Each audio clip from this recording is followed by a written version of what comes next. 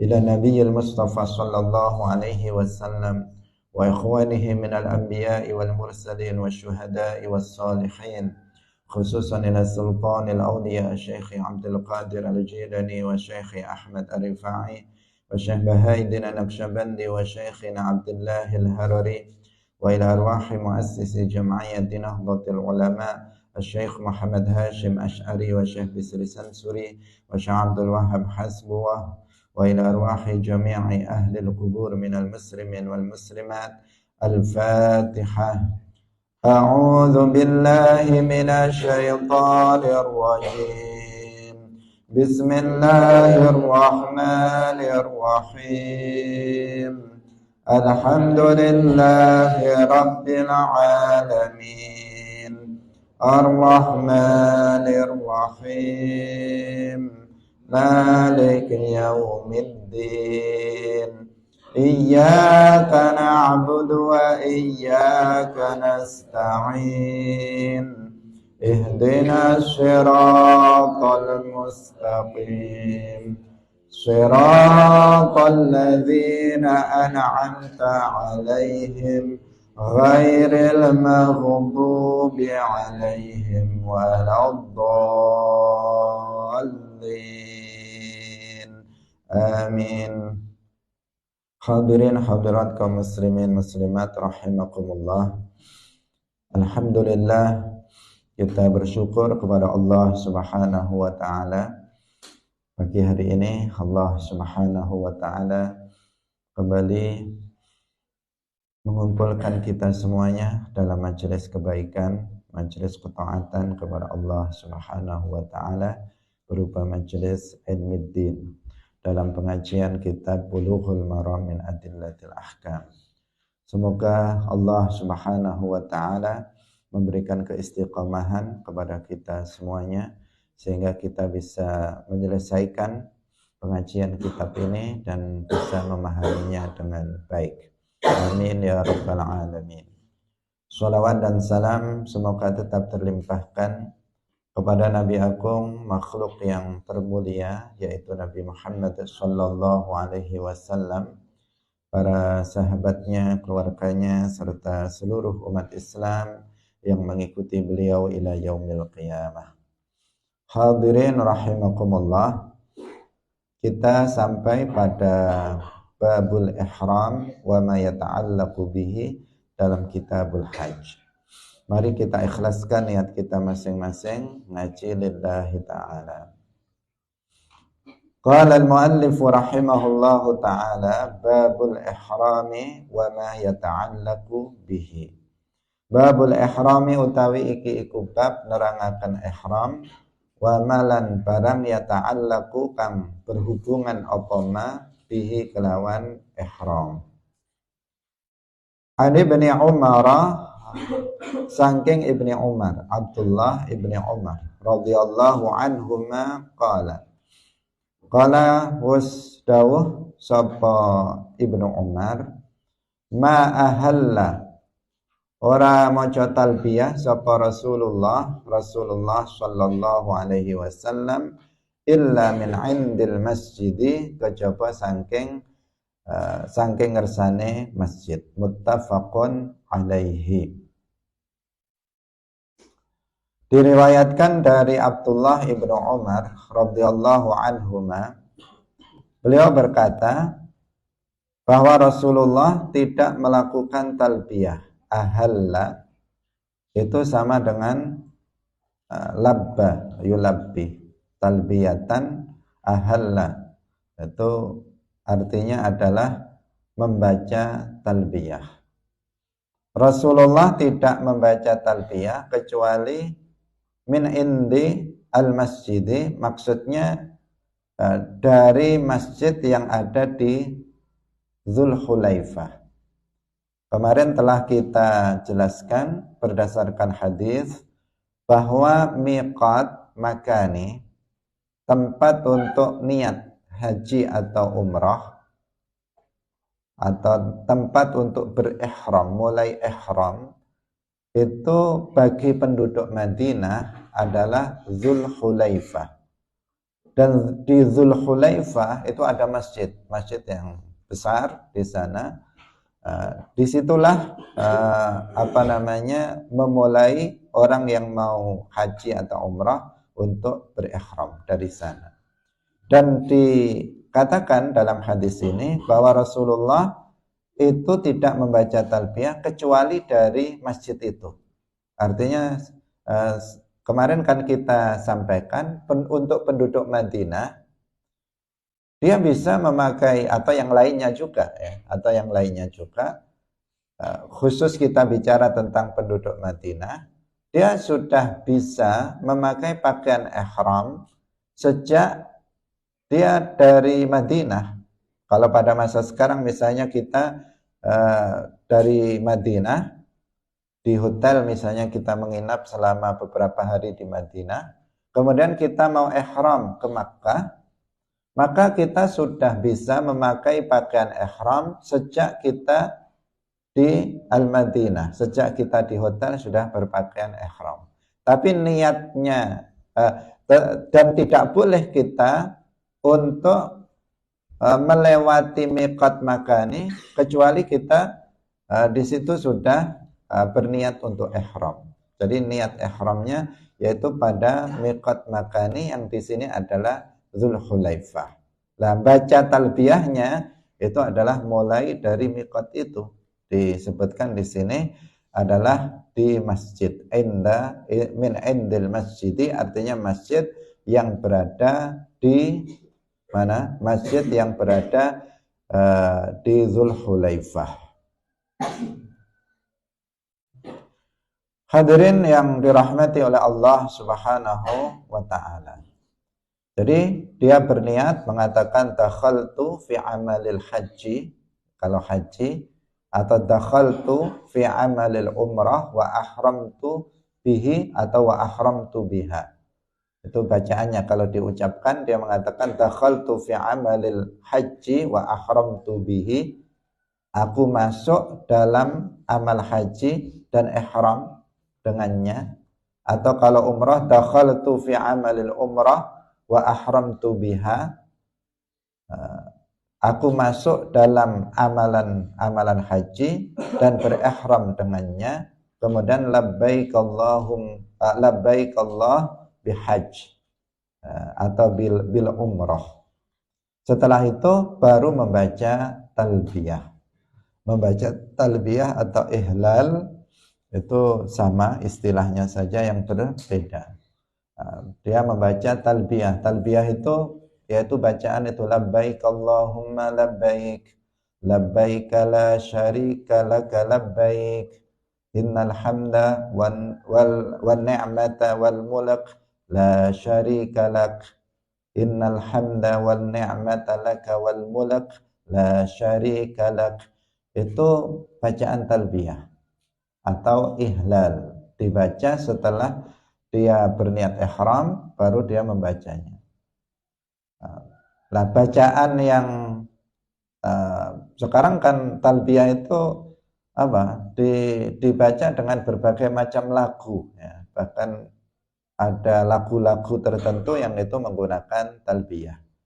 Kalau seseorang dalam membaca talbiyah ketika ihram haji ataupun umrah, itu juga banyak lagu yang di antara satu kelompok, misalnya satu rombongan dengan rombongan lain, pada umumnya sama, tetapi ada yang berbeda. Sehingga ada yang membacanya itu tidak sesuai dengan yang dituntunkan Nabi, meskipun itu hukumnya boleh. Kalau yang Nabi lakukan itu dari sisi berhentinya, ya, dari sisi wakafnya, itu labbaik Allahumma labbaik, titik. Labbaik Allahumma labbaik labbaik la syarika laka labbaik, titik. Innal hamda wan ni'mata laka wal mulk, titik. La syarika lak. Itu bacaannya seperti itu, cara membaca berhenti-berhentinya. Tapi kalau kita dengar sekarang banyak orang yang enggak begitu. Dia membacanya labbaik Allahumma labbaik labbaik la syarika laka labbaik innal hamda wan ni'mata laka wal mulk. Berhenti di sini. Innal hamda wan ni'mata laka wal mulk la syarika lak. Tetapi juga boleh, bukan haram atau tidak sah.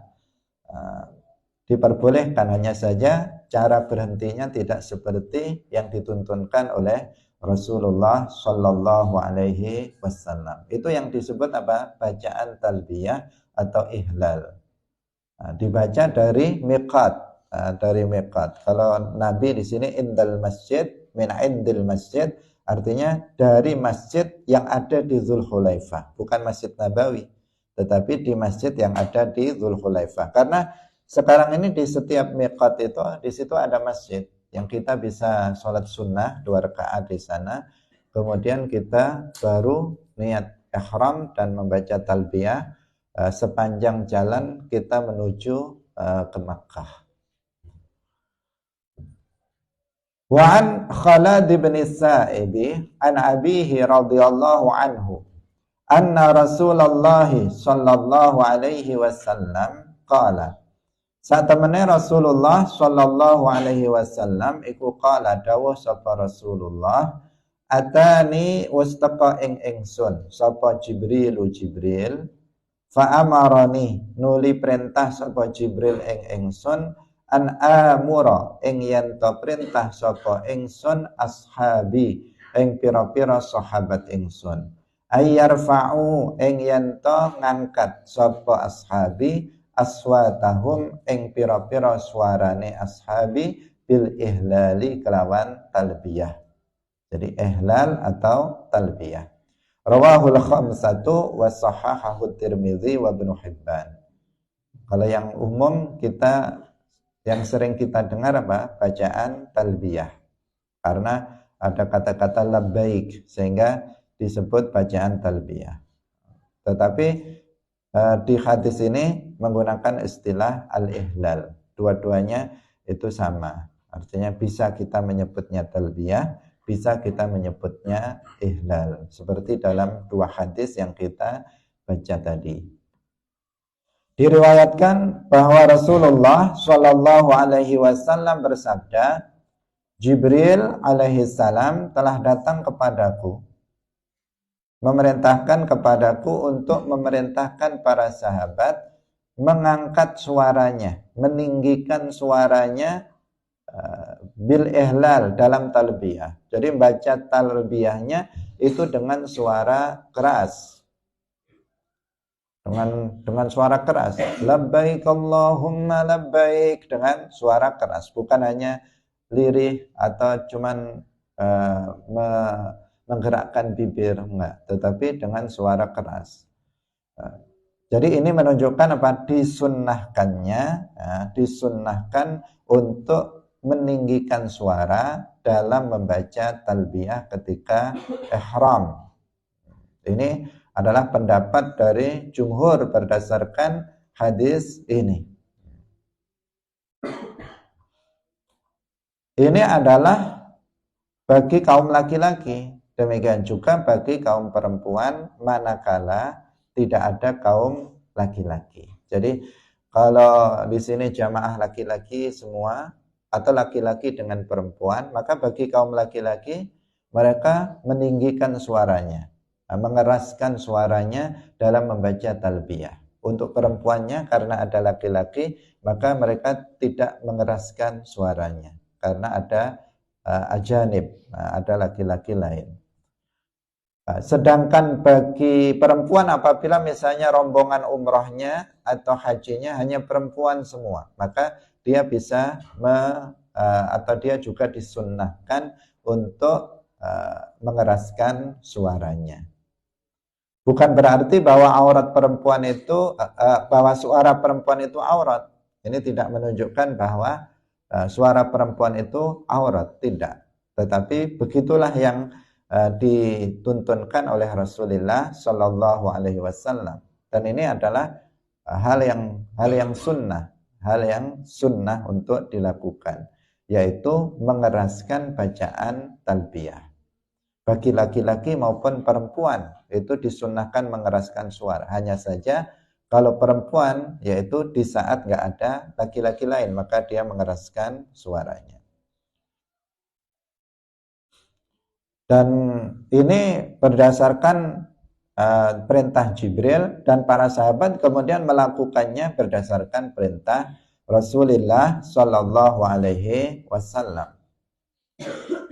Dan para sahabat seluruhnya taat terhadap apa yang telah diperintahkan oleh Rasulullah Shallallahu Alaihi Wasallam. Sehingga sampai saat ini kalau membaca talbiyah itu pasti dengan suara keras. Biasanya ada pemimpinnya, imamnya, pemandunya yang mengeraskan suara kemudian diikuti oleh jamaah.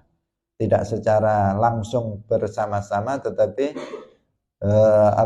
diikuti oleh jamaah. Itu yang menjadikan kemudian putus-putus itu tadi. Dia katakan labbaik Allahumma labbaik. Kemudian jamaahnya membaca labbaik Allahumma labbaik. Labbaik la syarika laka labbaik. Diikuti. Kemudian terus muncul innal hamda. Diikuti innal hamda. Wan ni'mata laka wal mulk la syarika lak. Akhirnya putus-putusnya enggak pas karena cara membacanya seperti itu.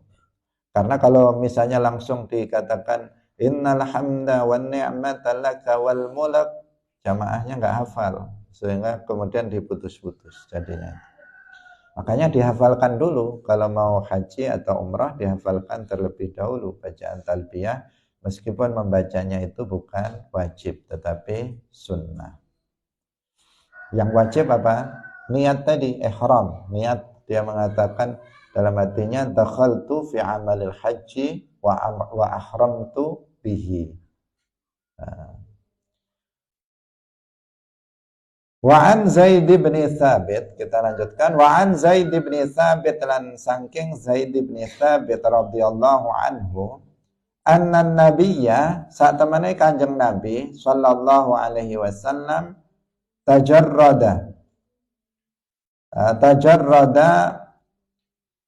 deweni sapa Kanjeng Nabi li ihlalihi maring talbiyai Kanjeng Nabi wa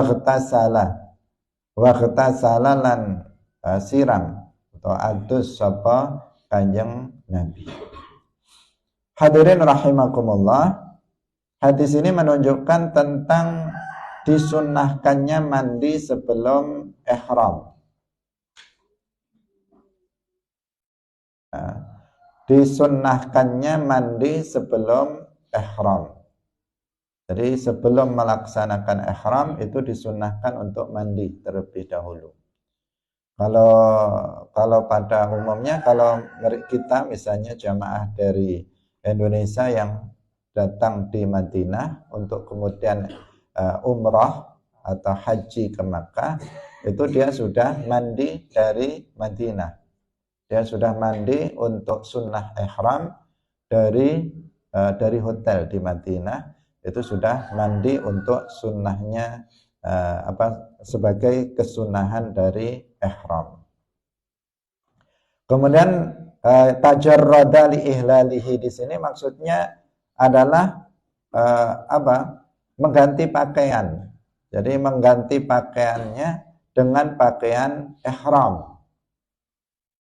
Wa tajarrada anna nabiyya tajarrada, deweni di sini artinya dia mengganti pakaian beliau dengan pakaian ihram untuk liihlalihi, untuk kemudian melakukan talbiyah dalam rangka untuk ihram haji. Nah, jadi yang pertama dalam ihram ini bagi laki-laki khususnya untuk mengganti pakaian ihram ini adalah dia mandi, disunahkan untuk mandi ihram. Kemudian yang kedua adalah mengganti pakaian menjadi pakaian ihram.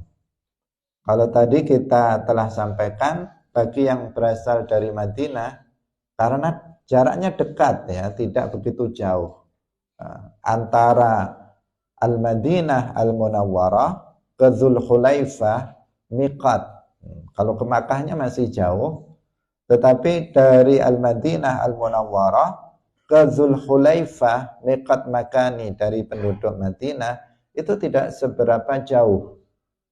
Sehingga kita sudah mandi terlebih dahulu di Madinah. Kalau misalnya mau mandi di Dzulhulaifah ya bisa juga.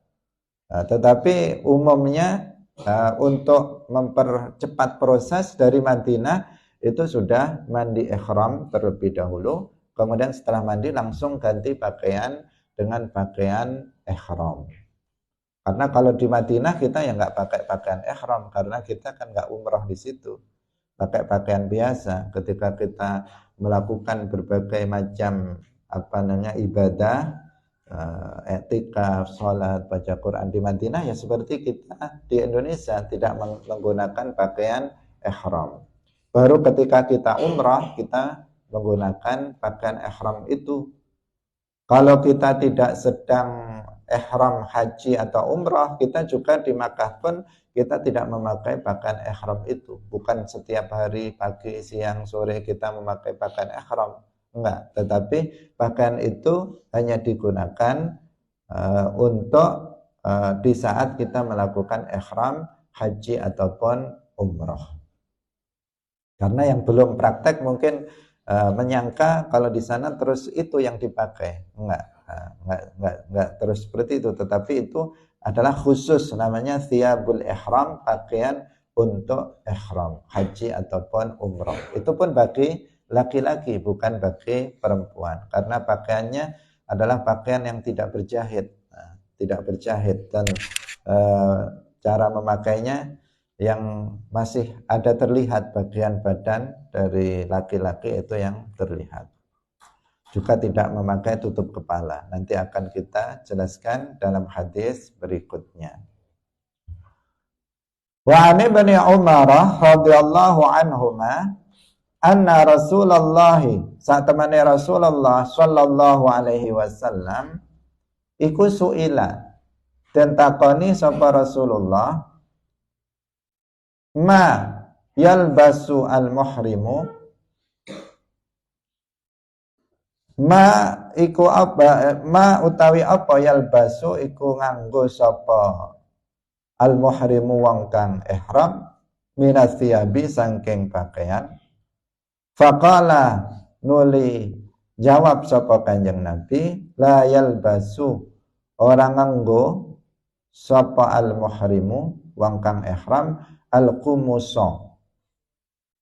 al-qumusa ing pira-pira gamis, walal amaima lan orang nganggo pira-pira surban, walas sarawilati lan orang nganggo pira-pira celana, walal baranisa lan ora nganggo pira-pira kopiah, walal khifafa lan ora nganggo pira-pira muzah, illa ahadun kejaba wong suci la yajidu kang ora nemu sapa ahad anak laini ing sandal loro, falyalbas mongko becik nganggo sapa ahad al khufaini ing muzah loro, wal yaqta'huma lan becik mutus utawa nukel sapa ahad ing khufaini asfala ing bagian ngisore minal ka'baini saking polok loro. Wala talbasu lan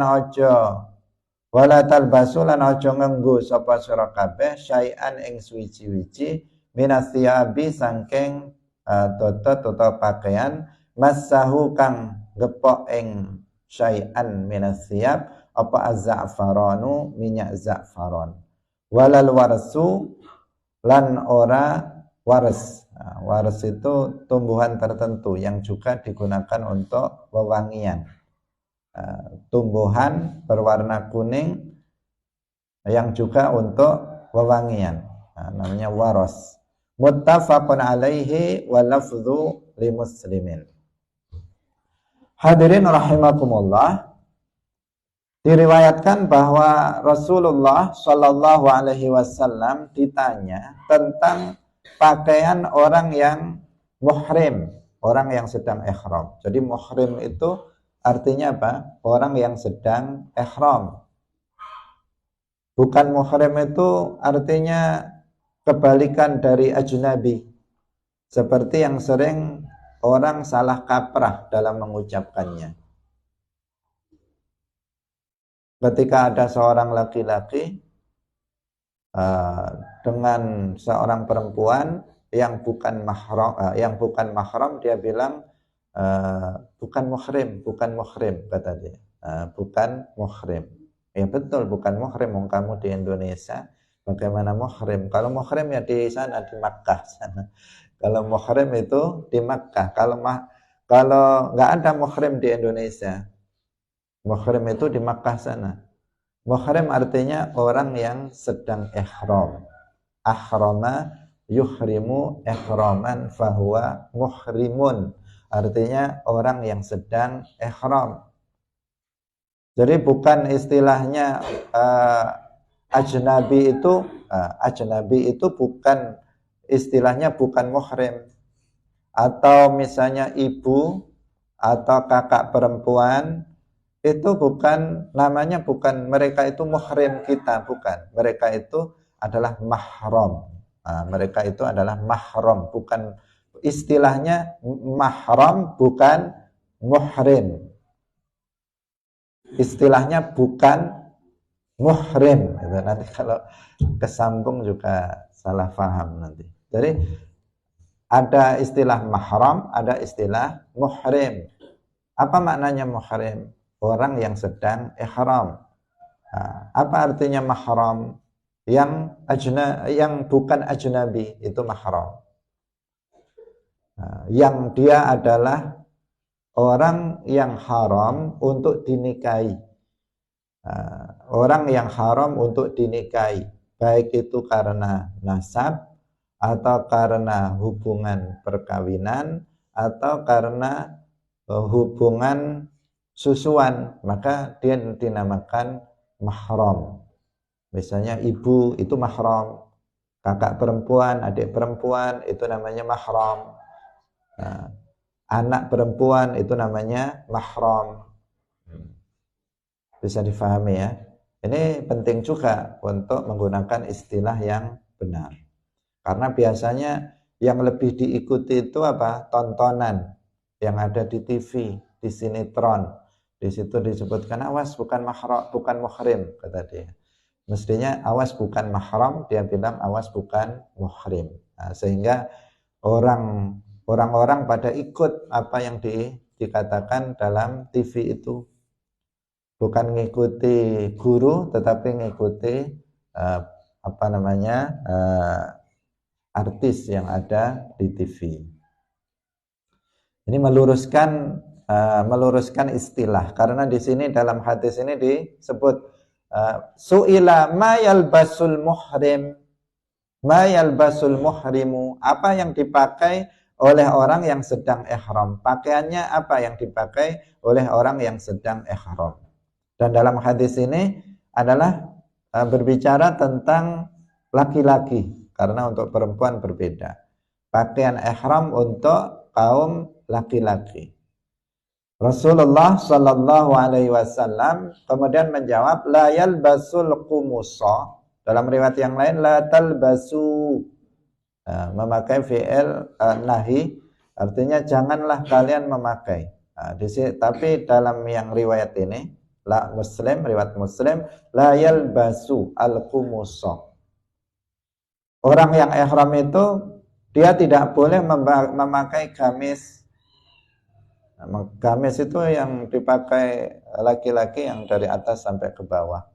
Intinya karena gamis itu pakaian dulu orangnya memakai seperti itu, sedangkan kita memakai pakaian seperti ini. Ini juga nggak boleh. Intinya adalah semua pakaian yang melimputi dengan jahitan, dengan yang bisa melimputi badan karena ada jahitannya. Seperti ini kan ada jahitan-jahitannya untuk bisa kita kenakan sebagai pakaian. Pakaian-pakaian yang seperti itu enggak boleh dipakai oleh orang yang sedang ihram bagi laki-laki. Nah, kita bicara bagi kaum laki-laki. Walal amaim juga tidak bisa menggunakan serban. Wala sarawil, wala sarawilat, tidak boleh juga menggunakan celana panjang, celana pendek, enggak boleh dipakai. Pokoknya yang yang melimputi badan dengan ada jahitannya, maka itu tidak dengan dijahit, melimputinya dengan dijahit, itu yang nggak boleh. Kalau pakaian ihram itu kan bisa menutup badan kita tetapi nggak ada jahitannya, itu yang boleh. Kalau yang berjahit maka itu tidak diperbolehkan bagi orang yang ihram. Itu jadi pakaian-pakaian ini yang berjahit ini dilepas, apakah itu baju atau kaos ataupun celana, semuanya dilepaskan dan diganti dengan pakaian ihram yang tidak berjahit. Termasuk di sini adalah walal baranis, yaitu topi, kopiah. Apakah topi itu kopiah seperti ini atau kopiah putih, semuanya dilepas. Semuanya dilepas karena itu adalah juga berjahit. Itu juga tidak bisa dikenakan oleh orang yang sedang ihram. Walal khifaf, juga tidak menggunakan khifaf. Khifaf itu adalah jamak dari khuf, yaitu muzah, semacam sepatu yang menutupi yang menutupi dua mata kaki, itu juga tidak boleh untuk dipakai. Jadi memakai sandal saja, memakai sandal jepit itu bisa untuk dipakai. Karena kalau nggak pakai sandal sama sekali nanti kepanasan. Kepanasan. Meskipun sebenarnya nanti kalau kita melakukan tawaf mengelilingi Ka'bah dan juga sa'i, sama kita lepas sendalnya dan tidak panas, dan tidak ada panas sama sekali. Karena Allahu a'lam yang sebenarnya seperti apa, meskipun di tengah hari matahari kan di pas Ka'bah itu nggak ada atapnya. Masjidil Haram yang ada atapnya kan yang di sekitar, yang mengelilingi Ka'bah itu. Sementara di ruangan yang ada Ka'bahnya itu kan ruang kosong ke atasnya. Jadi kalau di tengah hari cahaya matahari ya langsung masuk ke dalamnya. Kalau lagi panas ya panas. Tetapi lantai Ka'bah itu nggak pernah panas. Dingin, meskipun kita sholat di situ, meskipun kita di tengah hari kita duduk di situ tanpa alas, itu dingin. Itu Allahu a'lam kenapa bisa seperti itu. Apakah karena orang memberikan penjelasan dengan berbagai macam. Ada yang mengatakan karena jenis keramiknya yang istimewa, ada yang mengatakan di bawahnya ada airnya dan sebagaimana, dan macam-macam orang yang mengatakan. Yang jelas kita hanya ingin menyampaikan kita nggak pakai sendal pun nggak masalah, karena memang dingin, meskipun di tengah hari itu tetap dingin. Apalagi kalau kemudian kita sa'i, di situ juga dingin, karena di tempat sa'i itu bukan hanya lantainya dingin, tetapi juga ada tutupnya, ada tutup di atasnya, ada atapnya, sehingga kita tidak merasa panas. Pada masa sekarang beda dengan pada masa lalu. Pada masa lalu nggak semuanya itu nggak ada tutupnya di atasnya. Kalau sekarang sudah bawahnya keramik, kemudian atasnya bertutup, dalam sa'i seperti itu. Artinya nggak memakai sandal ketika masuk Masjidil Haram, ya sandalnya dilepas, karena masuk ke dalam masjid. Kan tadi kita berasalnya kan dari mana? Dari mikot kan? ketika dari miqat kita ya bersendal, tetapi tidak bersepatu, tidak menggunakan sepatu. Baru ketika masuk masjid kemudian itu dilepas untuk melakukan tawaf dan sa'i. Karena banyak proses umrohnya itu semuanya ada di situ, ada di Masjidil Haram, tawafnya, kemudian sa'inya di dekat yang masih berada, kalau sekarang masih berada di lingkup Masjidil Haram. Kemudian juga langsung tahallul di situ. Illa ahadun la yajidun alain, kecuali seseorang tidak menemukan dua sendalnya, artinya dia nggak punya sendal, yang punya itu muzah, falyal basil khufain wal yaqta'huma asfala minal ka'bain. Kalau memang seseorang nggak ada sendal, ya muzah itu khuf, itu yang dipotong. Jadi khufnya yang dipotong dari bawah, dipotong ini sehingga tidak menutup, jadi sehingga kayak sandal jadinya, karena sudah dipotong untuk dia pakai. Itu nggak apa-apa. Kalau masih berupa khuf maka itu tidak diperbolehkan. Wala talbasu syai'an minas thiyab massahu az-za'faran walal warsu. Ini tadi tentang pakaian bagi laki-laki yang sedang ihram. Kalau bagi perempuan dijelaskan dalam hadis yang lainnya, yang diharamkan itu adalah menutup muka dan menggunakan kaos tangan. Menggunakan kaos tangan itu kufaz, itu tidak boleh bagi perempuan menutup mukanya. Ini juga menunjukkan bahwa muka perempuan itu bukan aurat. Seandainya aurat pasti suruh nutup ketika sholat. Tapi dalam sholat justru nggak boleh ditutup mukanya. Seandainya wajah perempuan itu aurat ketika dia ihram, haji atau umrah, maka dia disuruh untuk menutupnya kalau memang aurat. Tetapi ternyata enggak, justru nggak boleh ditutup. Maksudnya tidak boleh ditutup dengan sesuatu yang menempel di wajah. Pakai cadar yang menempel di wajah itu tidak diperbolehkan bagi perempuan yang sedang ihram haji atau umrah. Maka sebagian perempuan itu ada yang tetap menggunakan cadar, tetapi dengan dikasih sesuatu di depannya, kayak ada kayunya, tapi ya jelasnya bukan kayu, ada alatnya yang dia agak jauh sehingga dia kemudian berada di depannya. Jadi penutup wajahnya itu tidak menempel pada wajah, tetapi dia agak jauh dari wajahnya karena dikasih semacam alat yang bisa menjauhkannya. Kalau pada masa lalu para istri Nabi melakukan seperti itu ketika ihram. Karena di satu sisi nggak boleh menggunakan cadar yang menempel pada kulit, di sisi yang lain khusus untuk para istri Nabi, mereka nggak boleh membuka wajahnya di hadapan laki-laki ajnabiyah, sehingga wajib bagi mereka menutup wajahnya. Maka kemudian mereka para istri Nabi itu menggunakan cara seperti itu ketika ihram, yaitu ada sesuatu yang dikedepankan untuk biar penutup wajahnya itu tidak menempel pada wajah.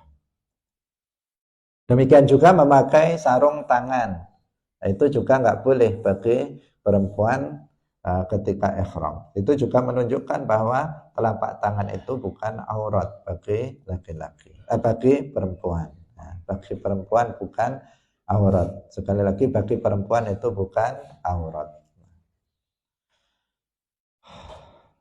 Wa an Aisyah radhiyallahu anha qalat kuntu, kemudian ada yang belum kita jelaskan tadi ya. Wala talbasu syai'an minas thiyabi massahu za'faran walal warsu. Memakai wewangian itu juga nggak boleh bagi orang yang ihram, baik laki-laki maupun perempuan, tidak boleh memakai wewangian, itu intinya. Pakaian kemudian dikasih wewangian, badannya dikasih wewangian di saat sedang ihram. Kalau dia memakainya itu sebelum ihram, kemudian di saat ihram masih ada, maka itu nggak apa-apa. Nah, nggak apa-apa. Misalnya dia dari hotel untuk kemudian pergi ke miqat tadi, miqat makani, dia mandi pakai sabun, misalnya wewangian, pakai sabun yang wangi, kemudian dia berpakaian, kemudian dia pakai minyak wangi, misalnya pada pakaian, pada badannya, kemudian setelah itu memakai pakaian ihram, pergi ke miqat. Dari situ ketika dia melakukan ihram, kembali ke Makkah melakukan ihram, masih wangi badannya, masih wangi pakaiannya, maka itu tidak masalah.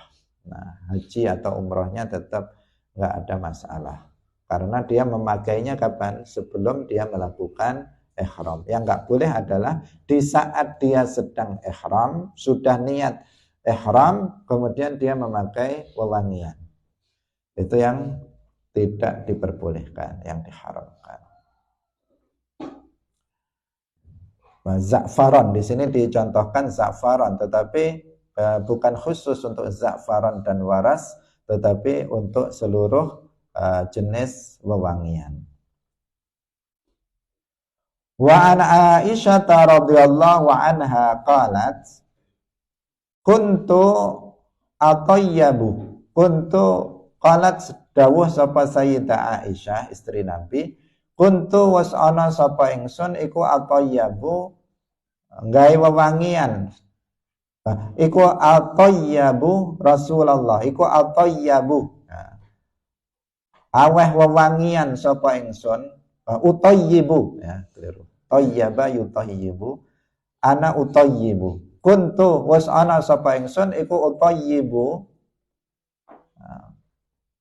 ngenggoni wewangian atau ngekei wewangian sapa ingsun Rasulullah Rasulullah sallallahu alaihi wasallam li ihramihi kanggo ihrame Rasulillah qabla ayyuhrima. Nah ini yang kita tadi katakan, qabla ayyuhrima ing dalam sadurunge yen ta ihram sapa Rasulullah wa li hillihi lan kanggo halale utawa tahallule Kanjeng Nabi qabla ayyatufa ing dalem sadurunge yen tawaf sapa Kanjeng Nabi bil baiti ing dalem Ka'bah. Bil bait maksudnya adalah Baitullah, yaitu Al-Ka'bah Al-Musyarrafah.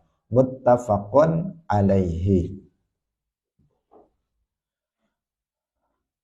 Diriwayatkan dari Sayyidah Aisyah radhiyallahu anha bahwa beliau berkata, aku itu memakaikan wewangian pada Rasulullah. Artinya Sayyidah Aisyah yang ngasih wewangian pada badan Rasulullah, pada pakaian Rasulullah. Untuk ihramnya Nabi sebelum beliau ihram. Berarti kalau dilakukan sebelum ihram itu boleh, karena memang belum ihram. Namanya belum ihram ya belum ada larangan. Larangan berlaku jika sudah terjadi ihram, sudah melakukan ihram. Walihillihi untuk ihramnya atau walihillihi untuk tahallulnya sebelum dia tawaf bil bait. Artinya dia setelah tahallul pertama. Jadi tahallul itu ada dua, ada tahallul awal, ada at-tahallulani, atau tahallulain. Ini istilah dalam haji, kalau kita ingin lebih detail itu kita pelajari dalam fikih bab haji. Dari tahallul, seseorang dikatakan melakukan tahallul awal itu apabila dia melakukan dua perkara dari tiga. Nah, dua perkara dari tiga, maka dikatakan dia melakukan tahallul awal. Sementara seseorang dikatakan melakukan tahallul lain, dua tahallul, itu apabila dia melakukan tiga dari tiga. Tiga itu apa? Tiga hal itu adalah yang pertama adalah tawaf ifadah. Tawaf ifadah itu tawaf yang merupakan rukun haji. Itu namanya tawaful ifadah. Karena ada tawaf kudum, ada tawaf sunnah, ada tawaf wada dan sebagainya. Nah, jadi tadi apa? Ada tiga hal tadi, yaitu yang pertama adalah tawaful ifadah, yaitu tawaf rukun. Kemudian yang kedua adalah ramyu jamratil aqabah, melempar jamrah aqabah.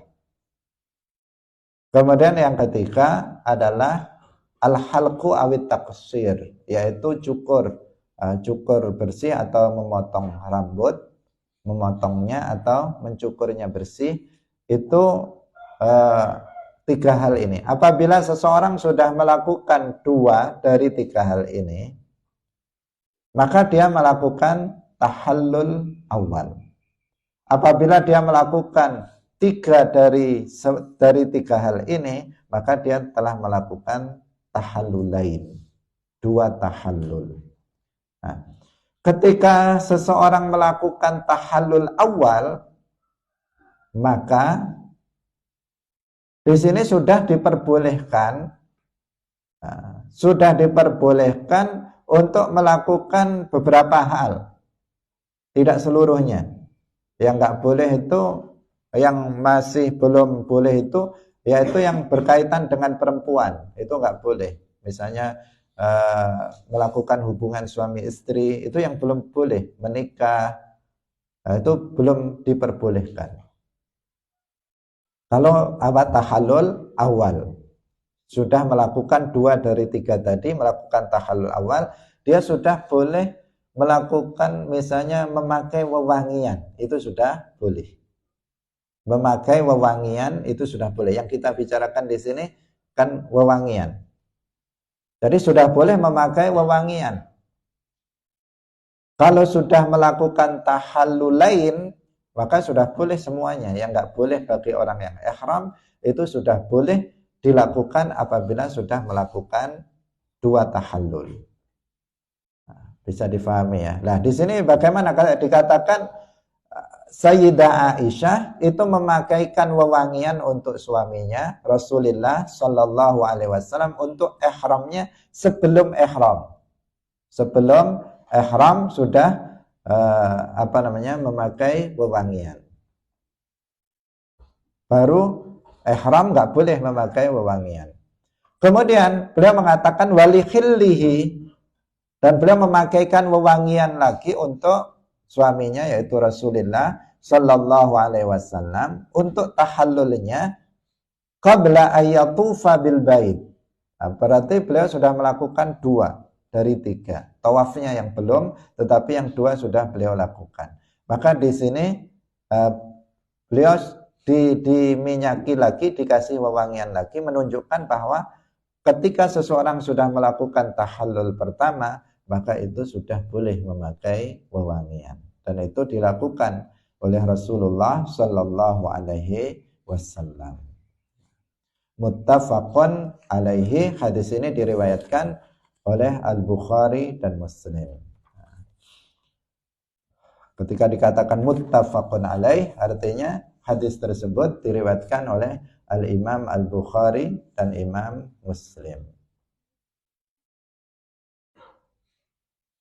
Hadirin rahimakumullah, sampai di sini yang kita pelajari pada pagi hari ini, semoga bermanfaat bagi kita semuanya. Barakallahu fikum, wallahul muwaffiq ila aqwamit thoriq. Wassalamualaikum warahmatullahi wabarakatuh. La ilaha illallah. Allahumma salli ala sayyidina Muhammad wa ala alihi wa sahbihi wa sallim. Rabbi ghfirli wa liwalidayya wa lil mu'minina wal mu'minat.